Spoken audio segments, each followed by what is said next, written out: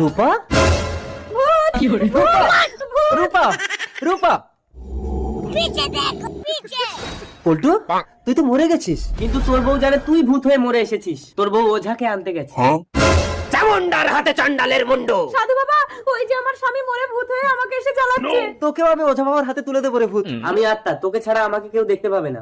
এই চামুন্ডার হাতে চন্ডালের মুন্ডু। এই যা তো, ওঝা বাবা আমি ভূত না, আমি মরিনি।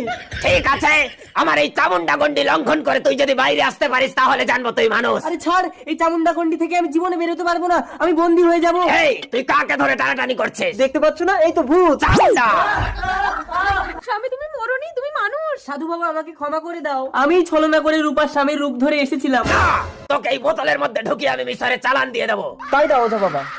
না, ছেড়ে দাও আমাকে, ছেড়ে দাও। আমি চলে যাব নিম গাছে। চামুন্ডার হাতে চন্ডালের মুন্ডু।